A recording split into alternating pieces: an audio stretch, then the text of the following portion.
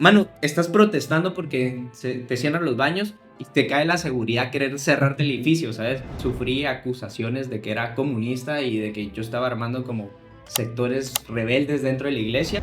Como eran 40 exorcismos, terminó en un juicio en el Vaticano. Vaticano, ok, O sea, realmente el estudiante sancarlista no tiene como un medio claro para el cual informarse. Pasan cosas como que Henry Arriaga se tiró a planilla única y de todas formas hizo una gran campaña y la gente es como, no sé qué es Henry Arriaga, vamos. Pero cuando nosotros hicimos la investigación nos dimos cuenta de que el departamento que más sufre suicidios a nivel nacional es Quiché.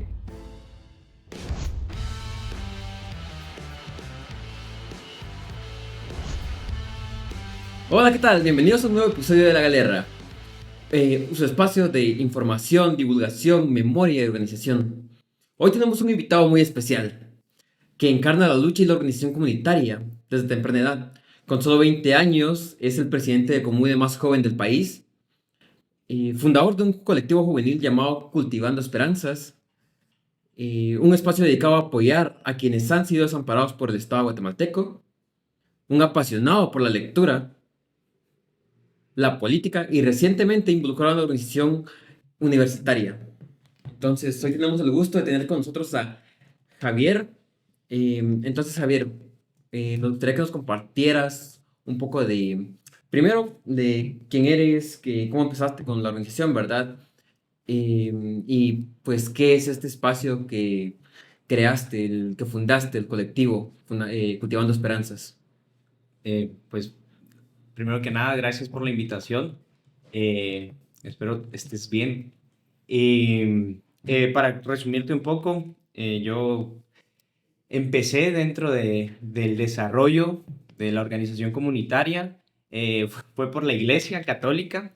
Yo estuve en algún momento dentro de la organización de las parroquias juveniles.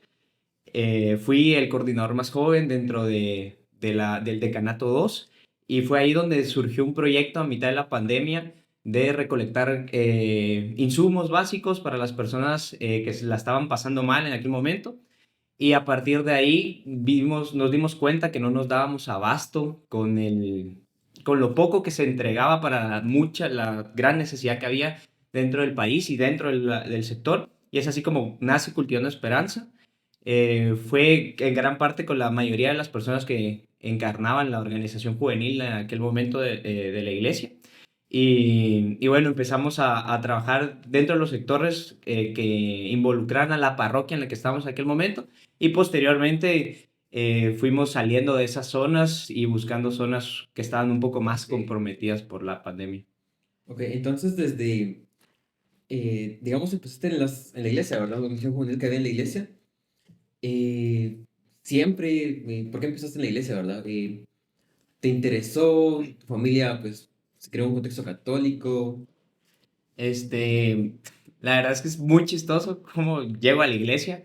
Am, a mí la invitación para formar parte de la organización de la iglesia llega porque una vez me vieron haciendo una alfombra y dijeron Ajá. como, ese es, ¿no?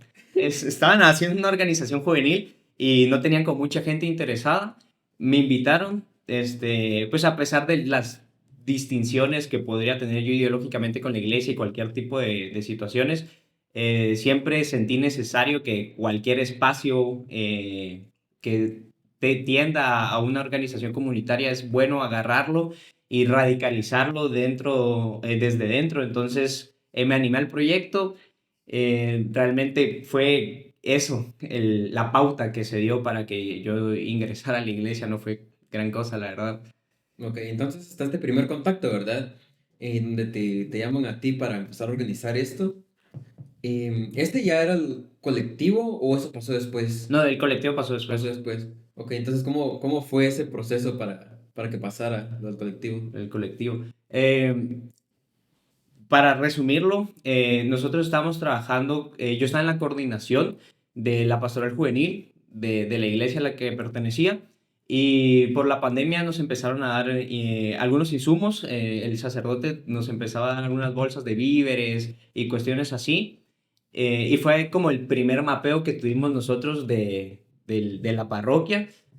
Y ahí fue ahí donde nos dimos cuenta que había más necesidad de la que nosotros pensábamos, ¿va? Entonces, después de esto, vimos que había esta necesidad tan grande que ya no se daba abasto con las recolecciones que se daban en la iglesia, ni con lo que nos podían otorgar de la parroquia. Y fue como nace Cultivando Esperanza, ya de una forma un poco más ampliada, un poco más laica también, y pues al mismo tiempo más, con un poco de justicia social más fuerte. Ok, eso me interesa bastante. Le hemos hablado en diversas ocasiones, ¿verdad? Que pues tu visión siempre ha sido como inculcarle este punto más de un cambio más radical, ¿verdad? Y que pues eso ha traído pues problemas con la iglesia, ¿verdad? Pero primero, ¿de dónde nace esto tuyo de pues tratar de meter esto, ¿verdad? Como una ideología más fuerte en el lado de la organización, en este caso de la iglesia. Y pues, ¿cómo influyó esto en el proceso de la organización juvenil del colectivo? Este, yo crecí en un colegio jesuita. Los Ok, jesuitas tienen fama de ser algo extraños dentro de la iglesia y siempre, la línea siempre era muy social, siempre fue mucho, ellos tenían un lema que es amar, siempre amar y servir. Entonces, se me empezó a inculcar esto y de ahí, pues obviamente, a través de la lectura hay un autor bastante importante para mí, que es Enrico Malatesta, que decía que no importa de qué ideología se centre la organización, siempre y cuando haya una meta clara, hay que aportarle a la organización y radicalizarla desde adentro para que posteriormente se puedan hacer los objetivos que se tengan más establecidos ya con la ideología, ¿no? Entonces, por eso es que decidí trabajar en la organización. Yo empecé a trabajar por la teología de la liberación, fue esa siempre la línea que tomé, y a partir de ahí nace también un tipo de conciencia dentro de la gente de la pastoral juvenil que intenta también apoyar a las personas y fue así como se fueron radicalizando poco a poco y esto apoyó a que creciera Cultivando Esperanza. ok. Ese tema de la teología de la liberación, ¿verdad? Que pues nosotros sabemos que ha sido más que importante, más que nada para Latinoamérica, ¿verdad? Pero ¿podrías ampliarnos un poco de cuáles son las bases sobre las que se cimienta pues esta ideología? Va, la verdad es que la teología de la liberación tiene como grandes antecedentes. Empieza en la década de los 20, en el siglo pasado, con una cuestión que se llama la teología de la dialéctica. ¿Va? La teología de la dialéctica hace mucho énfasis en que Dios no podría estar dentro de dos bandos y que el único bando al que Dios pertenecería en este caso es al de los desahuciados, al de los pobres y todo este tipo de cuestiones, ¿va? Entonces es como el primer desarrollo que tiene la teología de la liberación y se va desarrollando poco a poco en Europa después de que se consolidan los regímenes fascistas, los nazis, toda esta situación.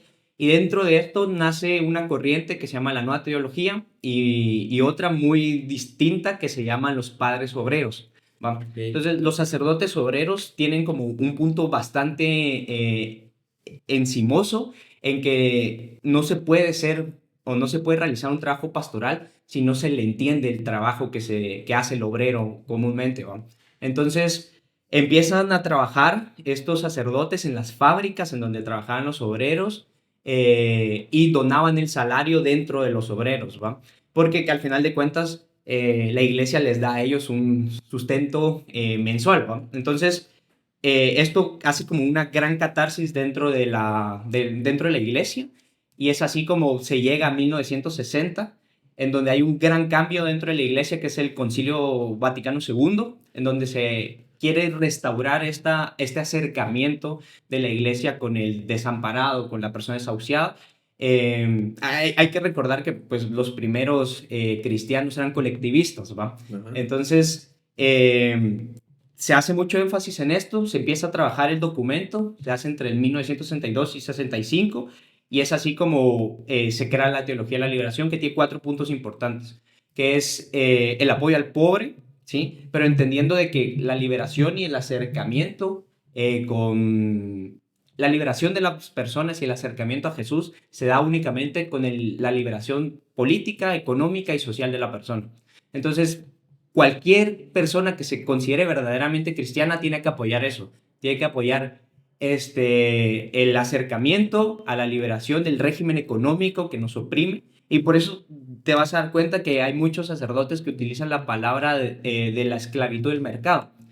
Y con esta situación de la esclavitud del mercado, se funda la teología de la liberación a partir de la utilización de términos marxistas para empezar a entender la historia social y política dentro de la iglesia como fuera, y el acercamiento a los nuevos pensamientos religiosos.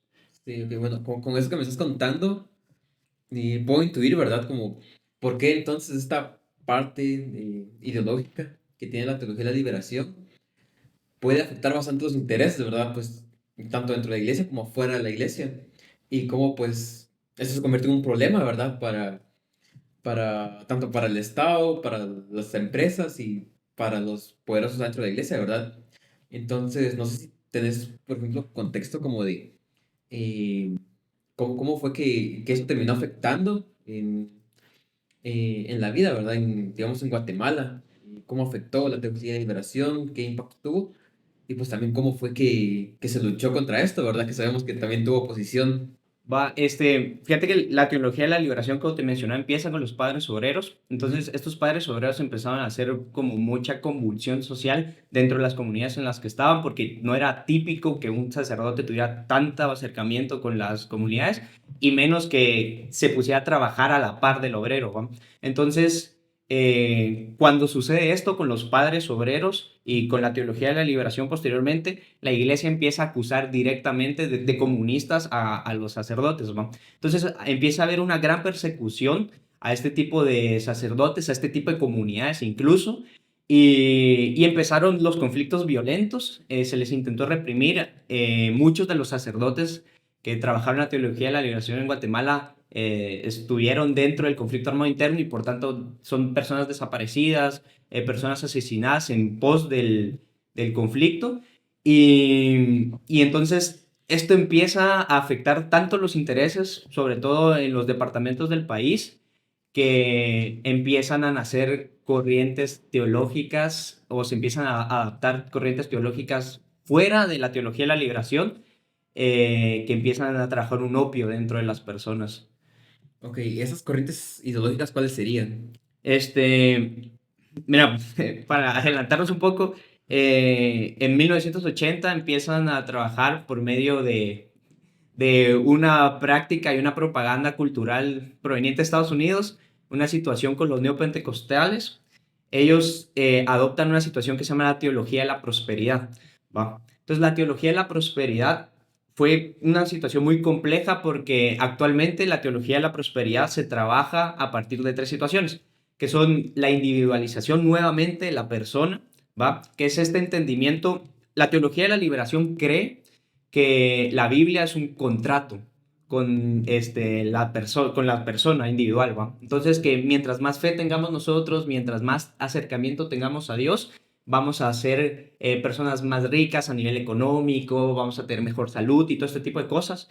Entonces, esto obviamente va muy afín a un sistema capitalista súper individualista que intenta eso, ¿no? Mantener a las personas en un pensamiento mágico, que creen que con únicamente oración y este tipo de cosas van a poder superar el contexto económico y sociopolítico que se tiene. Entonces, la teología de la liberación parte de eso, lo primero. Segundo, la teología de la liberación se utiliza como lobby pro-Israel dentro de Latinoamérica. Centroamérica, por eso es que es muy cercano a Israel. Si te das cuenta, lo que es Honduras y Guatemala son de los países que más apoyo le han dado las comunidades de Israel, y es por lo mismo, porque la teología de la liberación empieza a identificarse con cierto tipo de cuestiones sionistas. ¿De la liberación? La prosperidad, perdón, Sí. de la prosperidad se empieza a acercar a cuestiones sionistas y a cuestiones un poco más de hiperindividualización, y por esto se cree que Israel nuevamente es el pueblo elegido de Dios, se le está atacando por cualquier corriente que no vaya afín a lo que está haciendo Israel, y empieza a haber esta ruptura nuevamente a nivel social entre las creencias de las personas. Ok, eso lo he escuchado yo bastante en las iglesias evangélicas. ¿Tiene algo que ver por ahí? Van por la misma ruta, ¿no? Sí, fíjate que Guatemala era uno de los países más católicos antes de 1980. Creo que era el segundo o tercer país más católico del mundo. Y a partir de esta instauración de la teología de la prosperidad y todo esto, se fragmenta bastante la creencia, y el evangelismo empieza a utilizarse como un método de mimetización política, ¿va? Si uno estudia un poco la historia de la Iglesia Católica, se da cuenta de que la Iglesia Católica también tuvo mucha persuasión en la política durante casi 400 años, ¿va? Entonces, con la instauración de las iglesias evangélicas, dado que la Iglesia Católica está empezando a retomar el sentido un poco más social y un poco más de apoyo a las personas, empiezan a crearse las iglesias evangélicas con el mismo fin, ¿va? Con el mismo fin que se utilizaba la Iglesia Católica antes, que era eso, era adaptar el pensamiento social para tener una repercusión política. Entonces, si te das cuenta, la mayoría de iglesias evangélicas no lo dicen directamente, pero están en contra de las causas sociales, están en contra de todo este tipo de cuestiones que lo miran como súper izquierdista, como súper comunista, aunque a veces no lo sea, por la misma adaptación del pensamiento. Ok, qué interesante esto. Yo tengo un dato ahí que no estoy completamente seguro, pero lo había escuchado alguna vez de un licenciado, que es que la primera iglesia neopentecostal, pentecostal, que, que se inauguró en Guatemala, ¿verdad? Así físicamente, está justo atrás del palacio, ¿verdad? La parte de casa presidencial, que también si te pones a pensar es algo muy simbólico, ¿va? Como, ¿sabes? Está el palacio, la casa presidencial y en medio una iglesia Aquí estamos neopentecostal. nosotros, Ajá. ¿verdad? Es Ah, como, hay como ponerse prácticamente como lo que son, ¿verdad? Otro poder para ejercer poder, ¿verdad? A través de la ideología. Entonces, bueno, ya entendiendo esto, bueno, quería preguntarte también, ahí tengo una duda. ¿En Guatemala o en Latinoamérica hay referentes de esto? ¿De algún padre, alguna figura que de haya la teología de la destacado de la teología liberación. de liberación? Sí. Fíjate que en Guatemala está el padre Falla, que creo que es el que más ha tenido contacto con la teología de la liberación y el que más la ha divulgado. Este, Mira, sobre la teología de la liberación se da sobre todo en las comunidades brasileñas. Realmente ellos son bastante un perfil bajo, pero fueron los sacerdotes brasileños los que propusieron demasiado la teología de la liberación. Hoy, el creador de la teología de la liberación era peruano, pero se cree de que él daba el contacto con los sacerdotes de perfil bajo de Brasil, es que expone a nivel internacional la teología de la liberación, ¿va? Entonces, la teología de la liberación, la verdad es que sí es bien intrínseca del latinoamericano.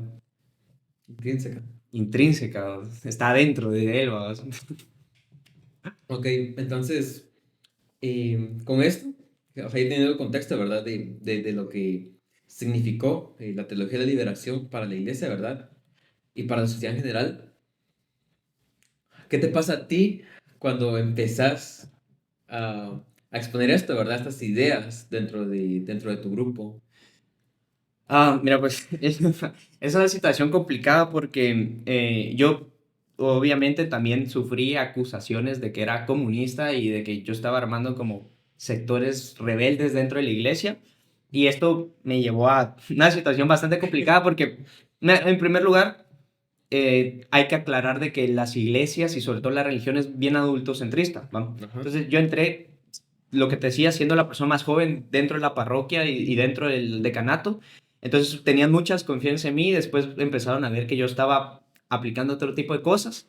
Entonces me empezaron a acusar de comunista, me cerraron los espacios, había un salón que era como el parroquial, que es el grande, en donde cae más gente, ¿va? Y ya no me lo prestaban y todo este tipo de cosas.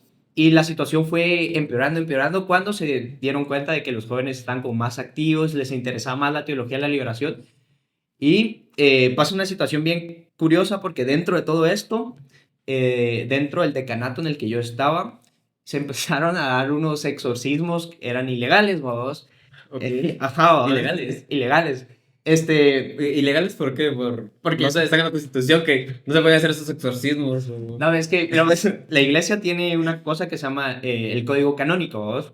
Ok. ¿va? Entonces ahí establece como todos los procedimientos que se tienen que dar en la iglesia. Y en una de las partes del código canónico está cómo se tienen que hacer los exorcismos, ¿va? Entonces los exorcismos los tiene que autorizar un obispo y este tipo de cosas, ¿va? Entonces, obviamente estos exorcismos que se están dando no estaban autorizados por ningún obispo, no se tenía conocimiento de ello. Y entonces se comete un delito, ¿va? Dentro de la iglesia, que es el abuso de la fe y creo que la usurpación de funciones, vamos, porque estás usurpando la función del sacerdote, vamos. Ajá. Entonces, se habían hecho como 40 exorcismos. Ok, Ajá, son vamos. bastantes, sí. Y yo quiero aclarar, vamos, que ninguno se había dado en mi parroquia, vamos, pero la gente se empezó a aprovechar de esto y dijeron, bueno, se lo vamos a montar a Javier o a vos. Y entonces, porque si a vos te sancionan por este tipo de cosas, te excomulgan de la iglesia, ¿va? Que significa que te expulsan, ¿va? Así, para afuera, ¿va?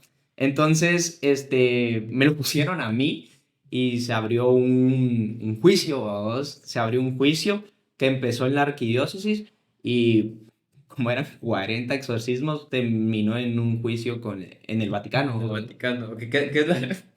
Ok, Sí, ¿va? primero, ¿qué es la arquidiócesis? Es el obispo que está aquí dentro Ok, de la metropolitana. Ajá. ¿en ese momento era? Era, no me acuerdo. No, ok, Julio Bian, creo que era muy todavía. bien, ok. Ah, Y escaló con el Vaticano. Simón, vamos.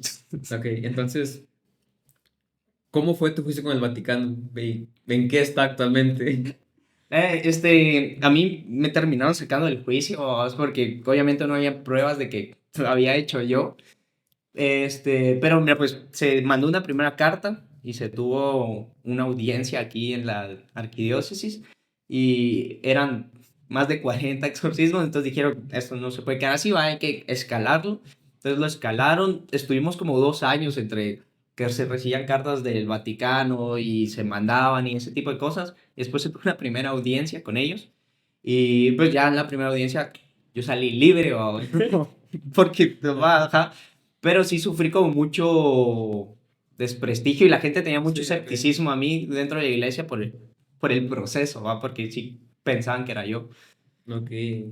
Y bueno, entonces, ¿el juicio sigue a día de hoy con otras Sí, personas? Sí. con la banda que sí lo hizo, ¿va? Ok, y bueno, me imagino que lo más que puede llegar a pasar es como que te excomulguen, ¿verdad? Ajá. Sí, realmente no pasa Sí, mucho, ok. pero Bueno, sí, aunque el privilegio dentro de la misma iglesia sí, pues, afecta bastante, me imagino. sí, Pero bueno, regresando al tema de lo que estábamos al principio, ¿qué es lo que ven los jóvenes entonces cuando empezás con la teología? ujú. ¿Cómo vieron también el proceso ¿verdad? Con los juicios. Y pues, ¿qué se logró, verdad? Con esta organización, con el colectivo Cultiva Cultivando Esperanza. Esperanzas. Ajá. Va, fíjate que hay un cambio bastante receptivo y que me agrada mucho. Mucha de la gente que se quedó actualmente del grupo dentro de la iglesia tomó una línea un poco más radical y un poco más de organización, tanto dentro de la iglesia como fuera.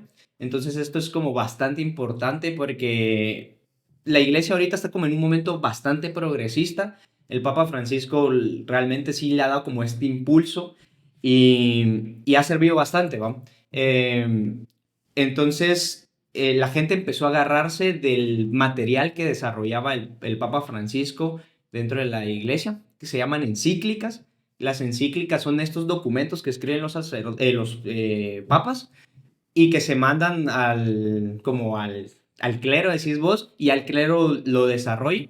Pero habían sido muy ignorados los del Papa Francisco, las encíclicas, ¿va? Porque hablan de medio ambiente, sobre justicia social, lo que te decía de la servidumbre, mercado y todo esto. Entonces la gente los empieza a agarrar, los jóvenes empiezan a agarrar este material, lo empiezan a desarrollar dentro de la iglesia y empieza a ver como este cambio generacional dentro de los Ok. espacios de la iglesia, ¿va? Entonces eso como dentro de la iglesia, fuera de la iglesia, Cultivando Esperanza logró bastantes cosas realmente. Dentro de la zona en la que se trabajaba había un lugar que se le denominaba el pueblito, ¿va? El pueblito estaba a la par de un río negro y eran como 30 casas Ok. y vivían más de 100 personas ahí, vamos. Y sufrían una cuestión bastante complicada porque estaban en situaciones precarias y aún así la persona que les alquilaba las casas les cobraba una tarifa súper alta, les robaba el agua, les cortaba la electricidad cuando él quería, ¿va? Ajá. Entonces empezamos a trabajar en el pueblito y se lograron bastantes avances, ¿va? Se logró principalmente que la gente del pueblito se les asignaran casas fuera del pueblito porque ya era insostenible, ¿va?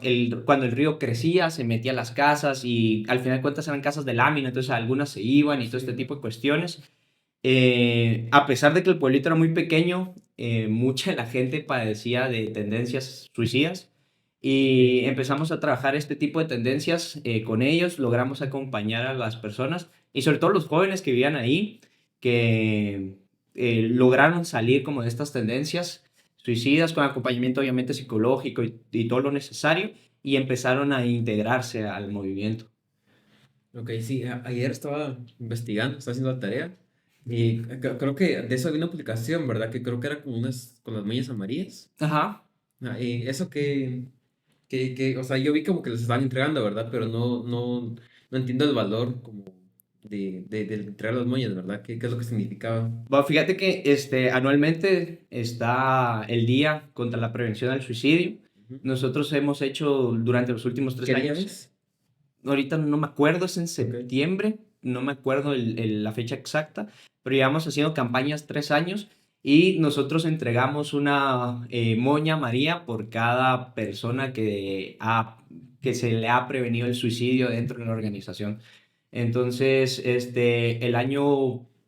2023, logramos entregar 43 moñas.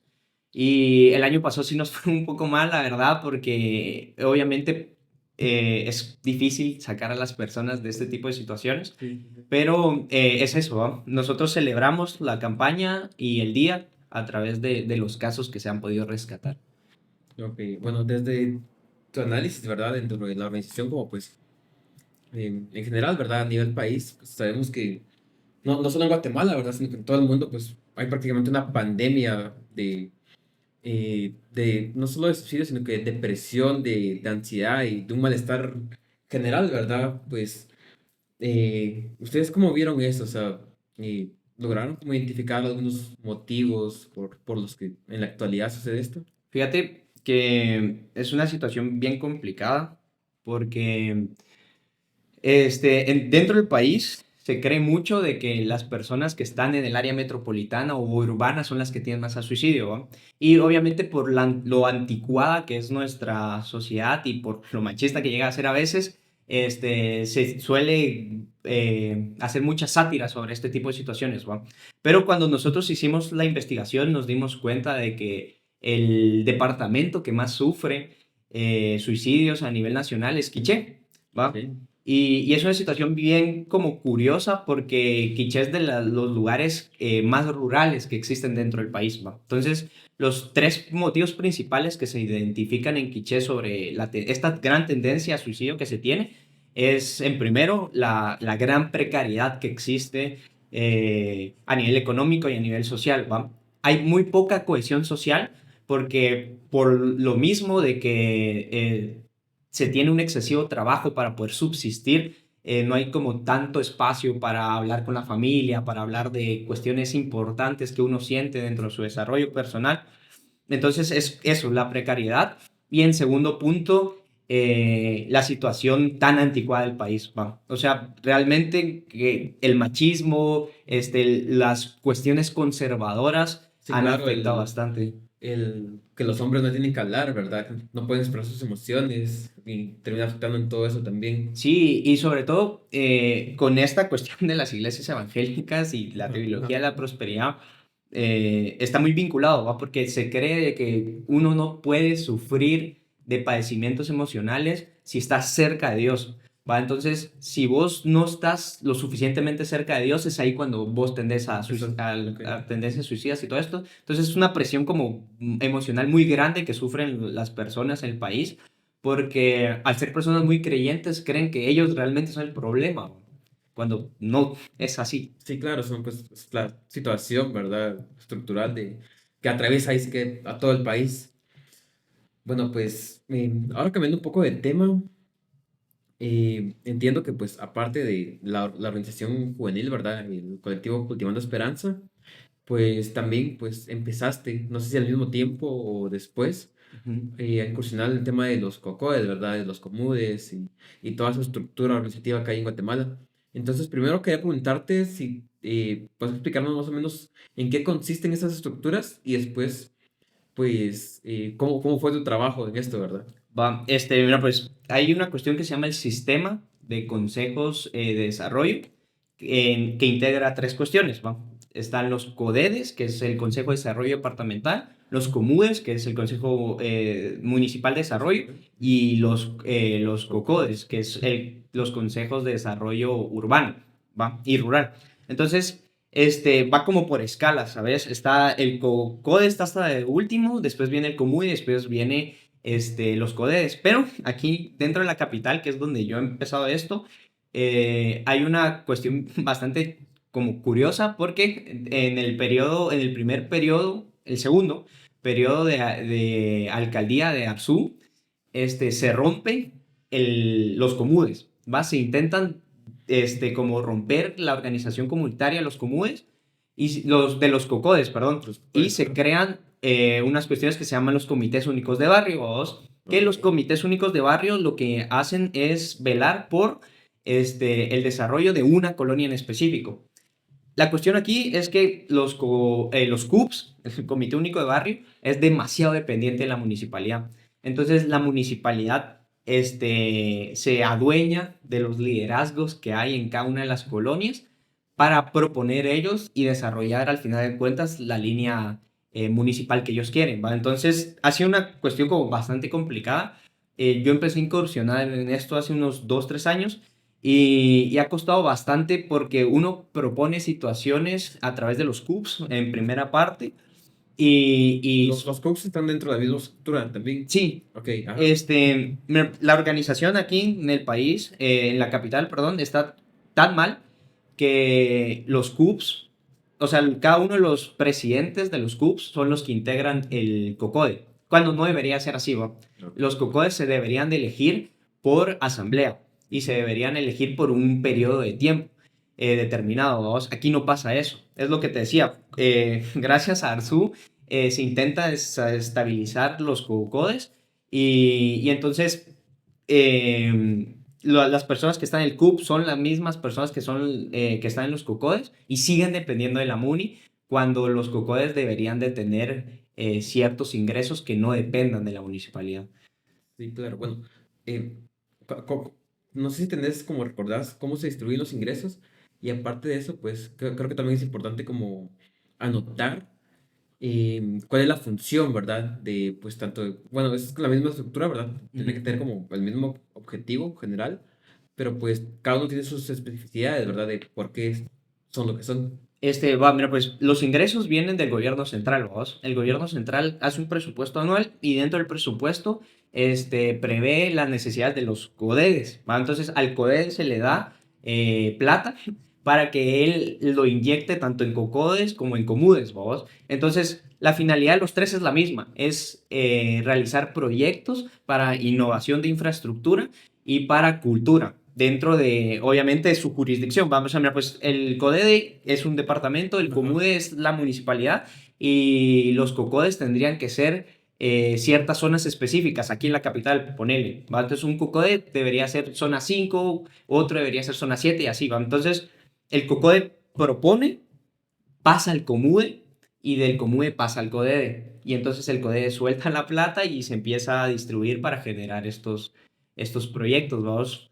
Lo que pasa con la situación de la organización es que la municipalidad es la que, por lo menos en algunas zonas de la capital, se queda con la plata de los comudes. Va porque es el alcalde auxiliar el que preside el comude, ¿vos? Entonces esa plata se va para los proyectos que quiere la MUNI y no los que presentan las organizaciones. Sí, con suerte proyectos, ¿verdad? Está bien, ajá. Bueno, pero a mí me parecería importante también pues dejar aquí la anotación, ¿verdad? Para, yo sé que pues nos va a haber personas que están intentando desde sus espacios organizar, ¿verdad? Pues así que también desde esos espacios de COCODE y COMUDE. Entonces creo que es importante anotar también como conceptos claves que quizás pues puedan ayudarles a la hora de organizar, tanto como pues de lo que estamos hablando ahorita, de cómo funcionan, que yo creo que ahí cabe... sería importante resaltar pues que los cocodes sí se pueden pues crear, ¿verdad? Uno puede ir con los Ajá, vecinos y decir, hagamos un cocode, ajá. ajá, ajá. Y pues creo que con un mínimo de cocodes, no recuerdo cuánto, pues ya unidos pueden pues, no estoy seguro si meterse en la estructura del comude o crear el propio comude. Sí, mira, los cocodes, es lo que te digo, ahorita se están trabajando por lo menos 2 cocodes por zona, por lo que Ujú. tengo entendido, o por las zonas en las que yo he trabajado, ¿va? Entonces, estos cocodes son parte del comude que se tiene, ¿va? Dentro del municipio de Guatemala, por ejemplo, ¿vamos? La situación es que las elecciones es en donde falla, ¿sabes? Porque vos puedes crear un cocode, Ujú. ¿va? Y puedes organizarte con otros cocodes, pero al final de cuentas, cuando o sea, cuando estos cocodes se integran al comude, las elecciones no se dan como deberían de darse. Entonces, la gente que termina representando dentro del comude es Ujú. la gente afín a la Sí, municipalidad. claro. Ajá. Sí, además ya tienen toda la estructura ahí de antes, ¿verdad? Entonces, y todas las personas también que pues los van a apoyar. Sí, ajá. Bueno, pero pues entonces, bajo todo este contexto, primero, ¿cómo empezaste con el Conbude? Y pues nos dijiste aquí ahorita un poco, ¿verdad? Pero como específicamente, ¿cuáles fueron los retos que se te presentaron a ti? Va, yo empecé por las elecciones de Comité Único de Barrio, porque el COCODE que estaba en la zona en la que yo vivo tenía una particularidad, vamos, y es que la persona que preside el COCODE está hace como 13 años, ¿no? Y Ok.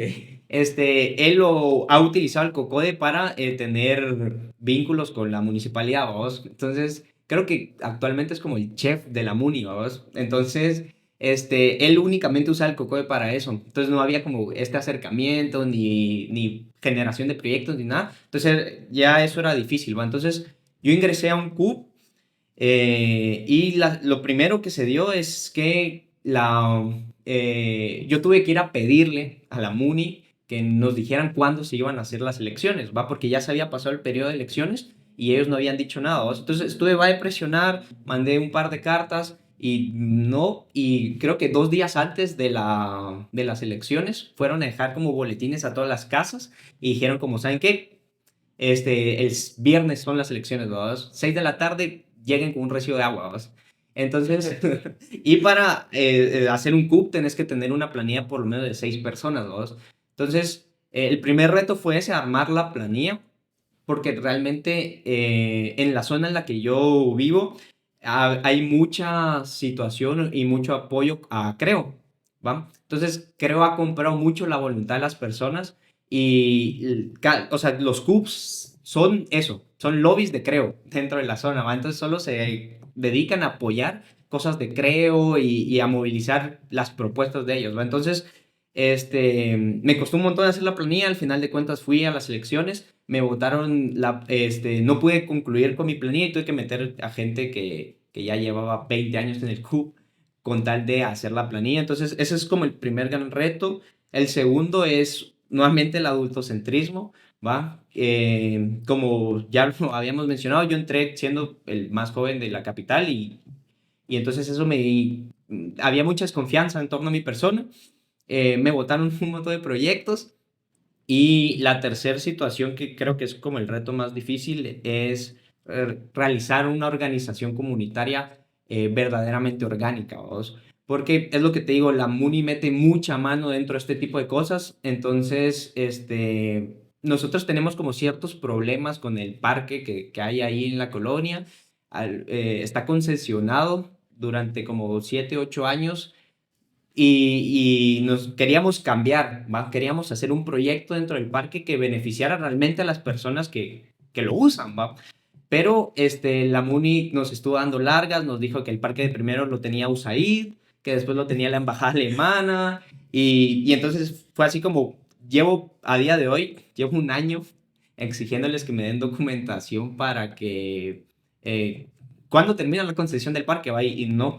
Entonces, por mucha organización que hay, la MUNI compra mucho la voluntad también y hace pequeñas actividades para que la gente se integre y eso desvía mucho como el fin orgánico, ¿verdad? De la organización, vamos.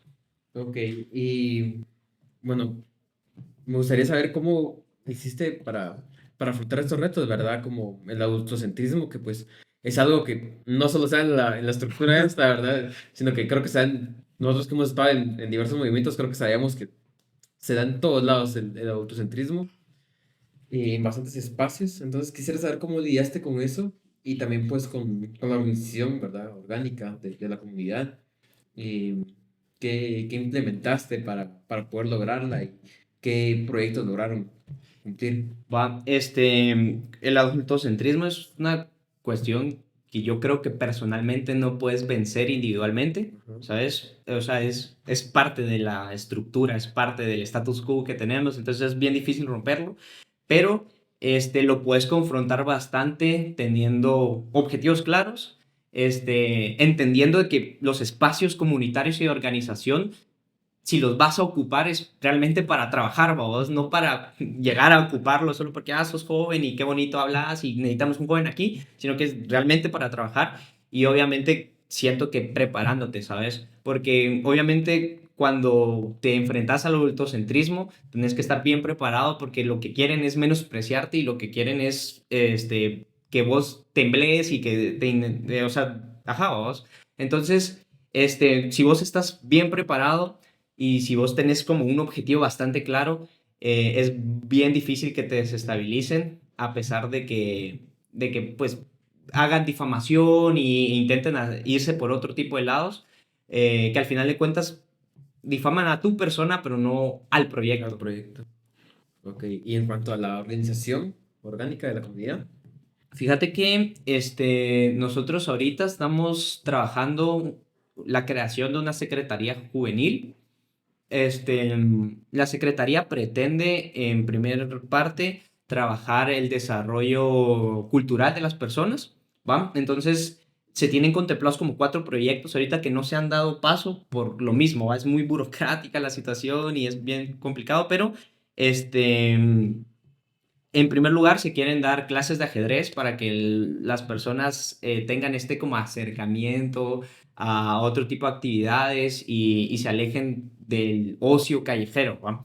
En segundo lugar, debido a la concesión del parque, eh, hay una pista de patinaje en ese parque, entonces que no se está utilizando y se está intentando organizar una liga de patinaje. El patinaje en el 2021 se convirtió en deporte olímpico, entonces queremos impulsar como esto para que posteriormente se haga una asociación de patinaje olímpico aquí en Guatemala. Y el tercero, pues se quieren también dar y proponer capacitaciones de cualquier cosa que le ayude al joven a salir de este ocio callejero que a veces complica bastante el desarrollo integral de una organización. Sí, claro, y no solo complica el desarrollo de la organización, ¿verdad? Sino que pues ya sabemos que, pues dependiendo, ¿verdad? No todo, pero pues una persona que está en la calle, ¿verdad? Además, como estábamos hablando antes, ¿verdad? Que pues no se tiene el respaldo de la familia, y, pues, hay un montón de problemas de pobreza, desigualdad.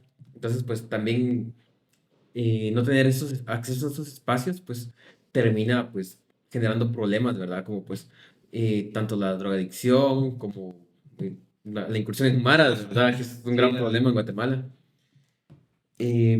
¿Ustedes no han tenido problemas con eso? Con acercamientos de pandillas o algo que los quieran amenazar. fíjate que se ha llegado como bastante a términos con ese tipo de cuestiones. Ahorita realmente como la organización delictiva en el área en el que trabajamos está muy baja. Entonces eso nos ha ayudado bastante a no tener Ok, tanto sí. conflicto con ellos. El mayor conflicto que tuvimos fue que queríamos pintar un muro grande ahí que tenía unas cuestiones de la mala 18 y sí, sí hubo como una resistencia, pero se logró llegar a término, ¿sabes? Más allá de eso, gracias a que no hay tanta organización delictiva, ha estado bastante tranquilo. Vamos.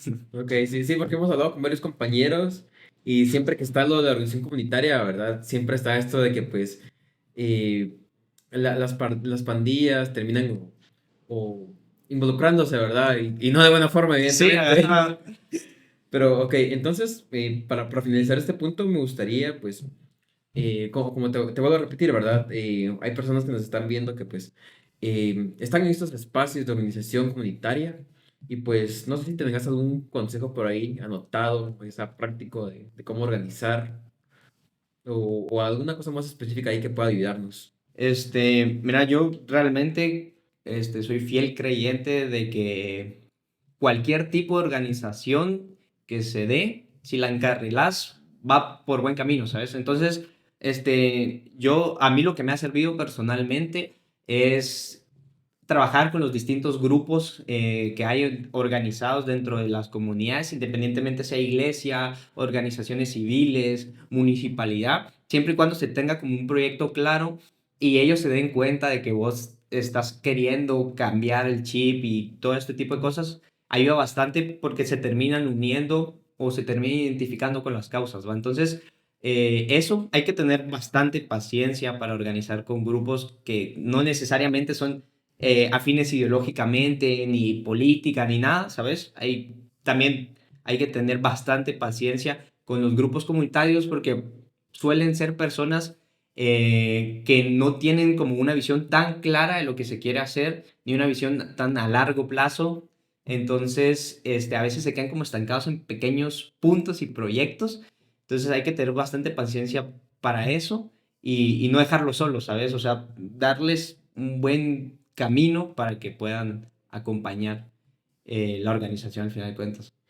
Sí, con esto de la paciencia, sí, hay que tener Sí. bastante.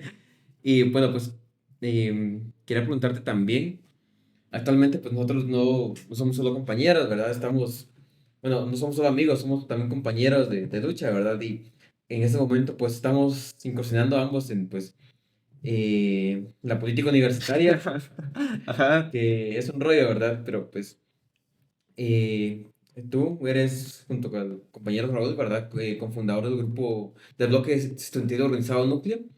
Entonces, pues quería preguntarte también de dónde surge esta idea de organizar la universidad y qué es lo que los lleva a ustedes pues a empezar esto y cuál es la idea del proyecto también. Va, mira, realmente Núcleo surge con la idea de querer activar la política universitaria dentro de la universidad y obviamente con una visión un poco más clara y más de acercamiento al estudiante, ¿sabes? No, no una situación un tanto reformista, sino como más estructural desde abajo, ¿va? Entonces, pasa mucho que la San Carlos tiene un gran peso histórico, una gran memoria y todo este tipo de cosas.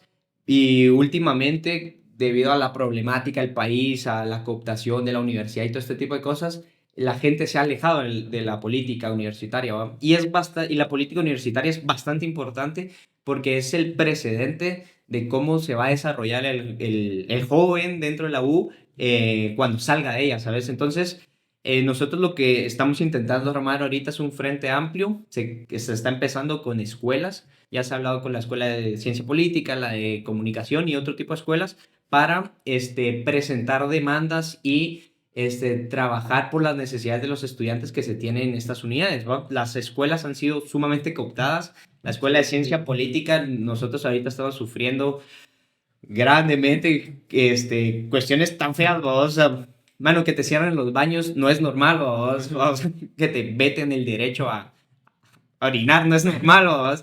Entonces, como y a través del frente que la gente se vaya dando cuenta de que tiene que luchar por estos derechos, porque la pérdida de derechos es progresivo, ¿vos? O sea, Sí, sí. un día te cooptan la coordinación de la escuela, al día siguiente te cooptan los maestros y al día siguiente te cierran el baño y no puedes ir a hacer pipí, ¿vos?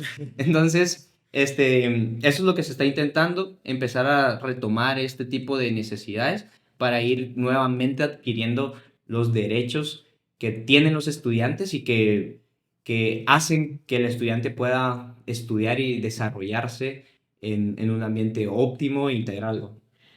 Sí, claro, y pues esto, aunque parezca chiste, ¿verdad? Lo de los baños, pero pues al fin y al cabo es un derecho más, ¿verdad? Y Sí, está. en cosas tan pequeñas como esas que se exige algo, o sea, es una petición de que se hagan elecciones, que pues está dentro de los estatutos, ¿verdad? Ni siquiera es algo como muy Wow. grande, una gran reforma, y pues tratan de coaccionar al estudiante con esas acciones, ¿verdad? Y no solo esto, pues sabemos también pues que cuando los estudiantes de la Escuela de Ciencias Políticas empezaron a organizar y a exigir, pues, o sea, se enojaron por esto, ¿verdad? Empezaron a exigir que hubieran elecciones y que abrieran los baños. Y pues sabemos que llegó la seguridad de la universidad, llegó ¿cómo se llama el jefe? El Ronnie López, güey. Llegó Ronnie López, empezaron a amenazar estudiantes, querían salir al edificio con los estudiantes adentro, a un compañero le quitaron el carnet, es una represión muy grande, ¿verdad? Y en estos días, que fue como hace 3 semanas, Ujú. pues fue algo eh, más así, ¿verdad? Más, no sé cómo decirlo, como más concreto Ajá. en el espacio universitario. Pero pues sabemos que las tácticas no solo son estas y que esas, de hecho, las están empezando a usar ahora, ¿verdad? Pero la táctica en esos años había sido pues alejar al estudiantado del lugar de reunión, ¿verdad? Pues Ajá. porque pues sabemos que si hay personas reunidas en un espacio físico, pues se van a empezar a organizar tarde o temprano. Entonces, pues la solución, y además la pandemia les ayudó bastante con esto, es aislar a los universitarios de la universidad. Y pues para los que seguían moviéndose en eso, de mejor por manera, pues terminaban criminalizándolos, ¿verdad? Pues eso pues también lo hablaron los compañeros en el podcast pasado. Y pues quisiera preguntarte si tenés más como contexto de dónde viene esto, ¿verdad? El fin o la desintegración de la organización universitaria, que pues sabemos que la Universidad de San Carlos ha tenido un valor histórico muy grande en el país, ¿verdad? Pues la revolución, pues ellos la empezaron a quitar para empezar, ¿verdad? La mejor Ajá. época del país, pero, ajá. Mira, yo siento que esto es muchísimo más estructural. Ujú. El alejamiento de las personas jóvenes en la política no solo es en Guatemala, no solo es en la USAC, sino que es a nivel mundial, se Sí. podría decir, vos. Y en primer lugar es obviamente por el hartazgo que tiene la gente con las autoridades en general, ¿va? Sean las autoridades de la USAC, sean las personas del Congreso, cualquier cosa, ¿va? Pero dentro de esto es como bien importante porque la USAC elige 94, creo, 94 puestos de representación en puestos de poder a nivel nacional, ¿va? Eligen Junta Monetaria, IX, magistrados de cortes, ¿sabes? Entonces, cuando había como organización juvenil presionando y molestándolos para que se hicieran las cosas como se deberían de ser, se perdían estas cuotas de poder para la estructura política de Guatemala que vela por sus intereses, ¿va? Entonces, en primer parte creo que es por eso, porque si ya no hay presión de quién te está viendo, a quién pones en la junta del Ix, vos pones a cualquiera, ¿va? Vos pones a tu mejor amigo y está bien, va, o sea, él va a velar por tus intereses y ya va. Entonces, es como, ese es el primer punto, considero yo. El segundo, obviamente, es que dentro de la Universidad de San Carlos, la organización política fue en algún punto un semillero para las organizaciones políticas que se daban después de la universidad, ¿sabes? O sea, Literalmente un semillero. es un semillero. No, pero, o sea, ¿sabes? Cuando se tuvo cuando se tuvo una organización fuerte dentro de la USAC, mano, llegaron a tener gente en la Escuela Nacional, en el Belén y en todas estas organizaciones, perdón, instituciones públicas que se ponían en el nivel medio, llegaban a la universidad, se unían a las asociaciones de la universidad y posteriormente paraban en el JPT, en el PGT y en todo este tipo de organizaciones Ujú. políticas que terminaron haciendo impacto al final de cuentas en Sí, la sí, sí, política del sí. país, ¿va? Entonces, si ya no tenés gente a la cual educas, cuando salga de la U van a ser desinteresados de la política, ¿va? Entonces van a votar por el menos peor, van a votar por que, uy, me regalaron un guacal, ¿sabes?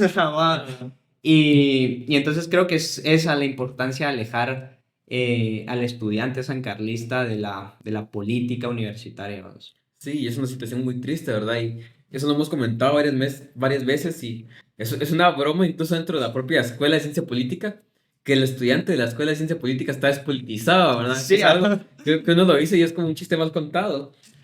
Pero entonces, ¿qué hacer, verdad? ¿Por dónde empezar a retomar la organización estudiantil? ¿De cuáles errores de los que hubieron antes de nosotros podemos aprender y qué podemos tomar, verdad? fíjate que siento que lo primero que es bastante importante es informar a las personas, ¿no? O sea, realmente el estudiante sancarlista no tiene como un medio claro para el cual informarse, ¿sabes? Entonces, pasan cosas como que Henry Arriaga puta, se tiró a planilla única, y de todas formas hizo una gran campaña, y la gente es como, no sé quién es Henry Arriaga, vos. Y Henry Arriaga está dentro de la coordinación de la Escuela de Ciencia Política, que eso no se puede porque es doble Sí. función. Y la gente no sabe, ni siquiera que él ya está haciendo una doble función, ni que, quién es Henry Arriaga, ¿sabes? Entonces, Ajá, ni que fue de los que ayudó a que con solo puedas llegar al poder. Ajá. ajá, vamos a saber. Entonces, lo primero es como informar a las personas. Siento que ahí implica mucho también hacerles saber de que, mano, la política es aburrida, ¿va? Porque, o sea, no hay que negarlo, ¿sabes? Es aburrida, pero es importante, ¿va? Hacerles dimensionar que porque no te involucres, vos no estás haciendo nada mejor, ¿sabes? Y entonces, ¿qué es lo que pasa cuando vos no te involucras? Que te empiezan a cerrar espacios, te empiezan a quitar derechos. Y en cambio, si vos estás dentro de la organización y empezás a involucrarte, empezás a pelear por eso, ¿sabes? Aunque a veces no se dé, pero estás en el intento y eso es lo importante, ¿va? En segundo plano, siento que también es bastante importante y es una buena forma de retomar la organización en la universidad, dando a entender cuál es la línea definida, ¿sabes? De los proyectos, ¿va? Porque, mira, lastimosamente no estamos en una universidad en donde las asociaciones, su función principal sea hacer una feria o este tipo de cosas, vamos, o hacer mercaditos, una sesión de fotos, que está bien, es importante, pero no es lo esencial, Pero ¿sabes? están cerrando los baños. Ajá, pero están cerrados los baños, ¿no? ¿Sabes? O sea, mano, estás protestando porque te cierran los baños y te cae la seguridad querer cerrarte el edificio, ¿sabes? O sea, la asociación ahí tiene que ponerse a entender el problema, las asociaciones y las organizaciones, y entender que la línea definida dentro de la organización es recuperar los espacios de la universidad, es recuperar el desarrollo de la universidad y no andar ocupando espacios por ocuparlos o andar ocupando espacios solo porque, uy, más al chambita después, ¿va? Sino que entender que es algo orgánico, que tiene que ser algo a futuro y que es algo importante porque te cierran los baños, te ponen maestros que la verdad son bastante deficientes Sí, sí. y eso es meramente académico, ¿vos? O sea, va. Y por último, entender que la academia y la política no están peleadas, vos. O sea, realmente la academia y la política se retroalimentan constantemente, ¿sabes? Entonces, si vos tenés buenos catedráticos en la universidad, vas a tener personas más conscientes, vas a tener personas que se van a involucrar más. Si vos tenés malos catedráticos, no solo vas a tener malos profesionales, vos, sino vas a tener malos ciudadanos y vas a tener personas desinteresadas de todo el contexto nacional. Claro, y pues esa es una estrategia también, ¿verdad? Porque todas esas personas, pues que no se formaron bien como profesionales, están desinteresadas de la política. Por ejemplo, para el CAN, ¿verdad? Que fue un tema hace también unas semanas. Nosotros pues tenemos que colegiarlos en el CAN, la Escuela de Ciencia Política más específicamente. Vamos ahí a colegiarlos, Lastimosamente, vamos. lastimosamente, Ah, y tenemos que colegiarlos ahí, y pues ya tenemos también otro espacio en el que podemos incidir, pero pues como hablamos, ¿verdad? Si estás despolitizado, si estás desinteresado y solo pues quieres ganar dinero, y viene Henry Arriaga y te dice, mira, vota por mi planilla, pues, ¿sabes? te van a dar unos tacos, Ajá, vamos. ajá, ajá, y pues la idea de los estudiantes se reduce un chuco, ¿verdad? Que parece un chiste, pero no es Pero así. está mal, ¿va? Ajá, y está mal. Entonces, y también te quería hilar otros temas. Ujú. Primero, con lo que hablaste del parque que tenían concesionado para USAID. Simón.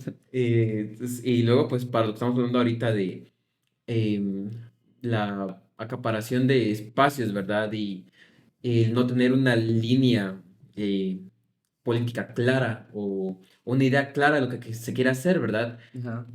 Pues, ¿de dónde surge esto? ¿Por qué bastante de los estudiantes que, pues, representaron al movimiento estudiantil en su momento, terminaron al final, pues, eh, saliendo de esto, ¿verdad? De alejarse, pues, del movimiento estudiantil en sí, siendo, pues, representantes estudiantiles que no representan al estudiantado. Mira, yo siento que todo esto empieza por hacia dónde nos hace ir la estructura del país, ¿sabes? O sea, está bien que vos quieras participar, es importante, pero cuando vos te metes a la organización, cuando te metes a intentar hacer cosas, te das cuenta no solo lo difícil que es, sino el tiempo que te quita y a veces los recursos económicos que te quita, ¿no? Entonces, una persona promedio en Guatemala que está intentando organizar y que debido al conflicto que tiene con los grupos políticos del país, empieza a tener, se le empiezan a cerrar espacios y todo este tipo de cosas que lo pueden llevar a tener precariedad o más precariedad en algunos casos económica, social y todo este tipo de cosas. Llega cualquier proyecto de financiamiento internacional y llega a ofrecerles plata y llega a asegurarles una mejor condición de vida y obviamente van a tender mucho a irse por ese lado, ¿sabes? Porque en primer lugar es un camino mucho más tranquilo. Realmente ser reformista es algo mucho más tranquilo. Es, uy, vamos a leer una carta, vamos a tirar un acta, me están pagando por esto, voy a conseguir chamba después por esto, ¿sabes? Entonces es un camino mucho más fácil y obviamente es un camino al que nos lleva el status quo del país, ¿sabes? Porque no podés vos como persona humana también, al final de cuentas, arriesgar todo completamente por algún proyecto que al final de cuentas no va a tener los resultados esperados. Va, ¿qué es lo que ha pasado en la Universidad de San Carlos los últimos 50 años, vos? Que la gente ha entregado la vida literalmente y al final de cuentas terminan siendo un número más porque no cambió nada, no pasó nada, no avanzó la reforma, no se dio el cambio. Entonces, obviamente, esto es como mucho más fácil y obviamente también esto viene proporcionado por las élites guatemaltecas del país, vos. Obviamente a ellos les interesa que la organización estudiantil vaya más a un orden suyo que al que debería ir, ¿sabes? Entonces crean fundaciones, organizaciones de sociedad civil para alejar realmente al joven que está interesado en participar de las verdaderas necesidades y hacerle creer que está participando y cambiando el país, vos, cuando no es así necesariamente, ¿sabes? Sí, después, pues, vas a ir a buscar un parque para organizar y no puede porque está ahí, ¿verdad? Va. Pero entonces, y acá, yo sé que también a varios compañeros esto les abate bastante, ¿verdad? Porque pues sabemos la larga historia que tiene la universidad y los estudiantes, y no solo estudiantes, de verdad, también los trabajadores y los licenciados y todos los catedráticos de la universidad que han luchado y han entregado su vida por pues cambiar, ¿verdad? No solo la universidad, sino que pues, todo el país, Ajá. y han entregado su vida y pareciera que todo sigue igual, ¿verdad? Entonces, primero, es un tema muy extenso Sí. que me gustaría que abordáramos en otro episodio. Y luego, pues, ¿cómo seguir, verdad? ¿Por qué seguir a pesar de esto? Mira, yo siento que dentro de la organización es importante trabajar cualquier tipo de proyectos que te lleven a un fin, independientemente que sea, por muy pequeño que sea el fin, eso es importante, ¿sabes? Porque de esas pequeñas victorias o de esos pequeños logros es que al final de cuentas se basa la organización, vamos. Entonces, hay que seguir por eso, por ese tipo de pequeños cambios estructurales que al final de cuentas cuando se acumulan ese tipo de pequeños cambios, llegan a ser cambios más grandes, llegan a ser cambios que fortalecen la organización y que terminan desembocando en cambios estructurales muchísimo más complejos y beneficiando a muchísimas más personas, ¿va? Entonces, siento que es por eso es importante seguir por eso, ¿sabes? Desde la apertura del parque hasta la apertura de los baños en la SP, ¿va? Lograr cualquiera de las dos es importante, ¿sabes? Desde que te abran los baños hasta que te abran el parque, son pequeñas victorias que benefician a la gente al final de cuentas. Y cómo seguir es un tema también bastante complicado. Yo siento que hay que tener bastante resiliencia ante este tipo de cosas. La política es muy complicada, es muy abrupta, vamos, o sea, sí, de repente te para en seco y es como, uy, ¿cómo sigo, vos? Pero que eso no, o sea, que eso no desanime a la organización, ¿sabes? Porque problemáticas, obstáculos en todos lugares hay, siempre va a haber algo que te frene, pero que eso no haga que vos sigas intentando y desarrollando, ¿vas? Tanto va el agua al cántaro que se rompe, ¿vas? Entonces hay que seguir, seguir y seguir, ¿sabes? O sea, organización, organización y más organización es lo que se necesita y es el cómo llegar a hacer algo. Sí, claro, y pues al final es también parte de lo que intentamos hacer acá, ¿verdad? Pues dar un espacio pues para que la gente pueda escuchar historias de cómo pues nos hemos organizado en el país y cuáles son los logros que hemos obtenido a través de eso. Y pues esa es la siguiente pregunta que te quería hacer. ¿Qué logros, pues tanto en el colectivo juvenil, en el Comude, en la política universitaria, pues qué logros son los que se ha tenido y qué momentos son los que recordás para decir, pues, ese es el camino, ¿verdad?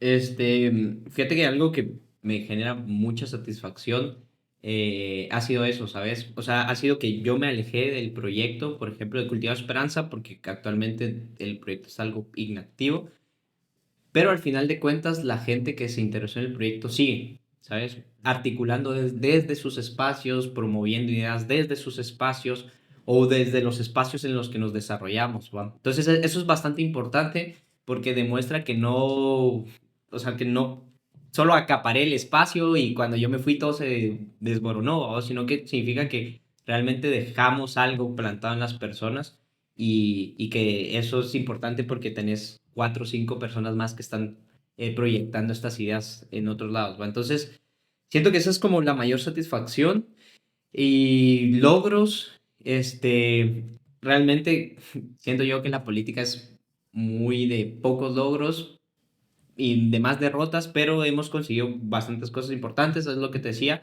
Estamos muy orgullosos de nuestras campañas de prevención contra el suicidio.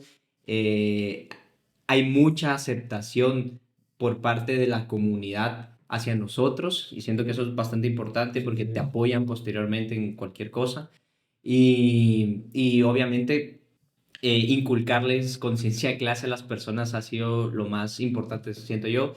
Me enorgullece también bastante que dentro de la iglesia, en la iglesia sobre todo, llegaron a la organización juvenil personas muy conservadoras, con un pensamiento muy cerrado, y salieron de la organización con un pensamiento más flexible y queriendo proponer cosas por fuera del marco en el que se les había criado. Entonces, siento que eso es como lo más importante. Sí, claro, pues ahí también pues se aborda un poco pues de la batalla ideológica que al final de ahí está, ¿verdad? Y tenemos todo en contra. Sí. Con eso, sí, pues, tenemos todos los medios, pues tanto los nacionales como los alternativos cooptados, ¿verdad? Entonces, al final pues el trabajar, pues la ideología, ¿verdad? Para que las personas sepan, y ni siquiera estar de tu lado, ¿verdad? Que no es lo que buscamos, que Ajá. sepan defender sus propios intereses. Entonces, me parece algo muy importante. Y pues, muchas gracias, Javier, por todo lo que nos has comentado. Ahí vamos a tomar anotaciones pues, para ir mejorando, ¿verdad? Nosotros también a raíz de la organización, las organizaciones en las que trabajamos y todas las personas que nos ven, ¿verdad? Entonces, pues, no sé si te gustaría como despedirte con algún consejo, algo que querrás decirle a las personas, algo que querrás aportar o que se le quede a las personas, ¿verdad?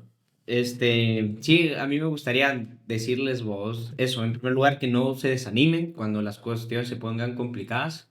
Es parte fundamental de la organización. La organización es algo muy heterogéneo, entonces no te va a ir bien la mayoría del tiempo, y, e invitarlos, vos, a que a pesar de las distinciones ideológicas que se tienen dentro de el gran espectro de la izquierda verdadera me refiero, vos, hay que dejarlas un poco a un lado y trabajar en esos puntos comunes que nos unen a todos para ir movilizando a la gente, ¿sabes? Porque al final de cuentas la necesidad no espera a la ideología, ¿va? La necesidad está siempre por encima de la ideología. Entonces, los puntos comunes que encontremos, a pesar de las distinciones ideológicas que nos separan, van a hacer que las necesidades mermen y por lo tanto que mejore la organización. Entonces, eso, agradecerte también el espacio y estamos a la orden también, vos. Sí, no, muchísimas gracias a ti por participar y pues antes de concluir con el episodio, siento que, o sea, el episodio va a durar más de una hora y siento que no abundó el tiempo, ¿verdad? Para hablar. Creo que tocamos los temas en cuanto a organización que queríamos hablar, pero siento que hay muchos temas de los que podríamos hablar, pues, ya sea de política, de historia, ¿verdad? O de otros tipos de organización, o incluso historia de Guatemala, de la universidad, ¿verdad? De cómo computaron la universidad. Entonces, pues el espacio está abierto. Siempre que quieras participar, puedes decirnos, como, miren, esta idea la tengo, quisiera hablar de eso. Y pues el espacio está abierto acá para pues, estás invitado, ¿verdad? A capítulos. Gracias, gracias. Te Entonces, agradezco muchísimas bastante. gracias. Javier González, como dijimos. Sí, ¿saben? Entonces, muchísimas gracias. Yo soy Jack y me despido. Nos vemos en un próximo episodio de La Galera.